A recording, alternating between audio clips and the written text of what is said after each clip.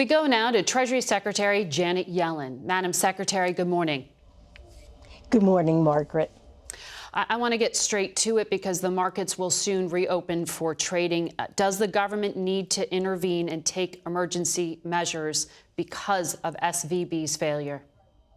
Well, let me say America's economy relies on a safe and sound banking system that can provide for the credit needs of our households and businesses. So whenever a bank, especially one like Silicon Valley Bank with billions of dollars in deposits, fails, it's clearly a concern.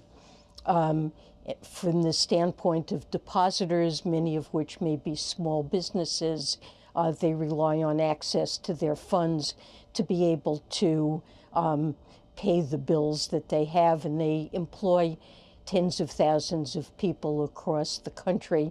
We've been hearing from those depositors and other concerned people this weekend. So let me say that I've been working all weekend with our banking regulators to design appropriate policies to address this situation. I can't really provide further details at this time, but what I do want to do is emphasize that the American banking system is really safe and well capitalized. It's resilient. Can you say whether these problems were unique to Silicon Valley Bank, or can you say whether there will be other regional bank failures? Well, look, let me just say that we want to make sure that the troubles that exist at one bank don't create contagion to others that are sound, and a goal always of supervision and regulation is to make sure that contagion can't occur. Your counterpart in the United Kingdom has said that the government there has ruled out a bailout of the UK arm of Silicon Valley Bank. Have you also ruled out that kind of government intervention? Well, let me be clear that during the financial crisis, there were investors and owners of systemic large banks that were bailed out, and we're certainly not looking, and the reforms that have been put in place means that we're not going to do that again, but we are concerned about depositors and are focused on trying to meet their needs. Do you expect a deal or something to happen that can reassure the markets before Asia opens tonight and U.S. markets open tomorrow? We certainly are working to address this situation in a timely way. Now, I know you know this region of the country so well because you served at the San Francisco Fed years ago. The tech sector has already been suffering from layoffs. It's already under pressure, and this is really the hub of American innovation. How severe will the consequences be for that innovation?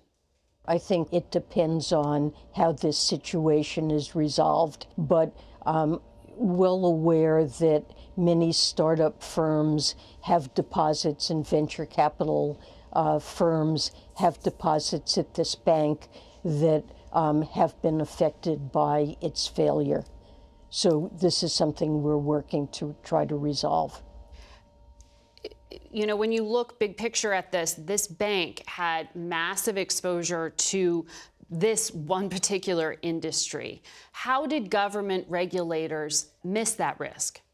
I would say that although the tech sector has been suffering from a downturn and has had some significant layoffs, the problems of this bank from reporting about its situation suggest that because we're in a higher interest rate environment, assets that it holds, many of which are Treasury assets or mortgage-backed securities that are guaranteed by the government, lose market value. Mm-hmm. And the problems of the tech sector aren't at the heart of the problems of this bank.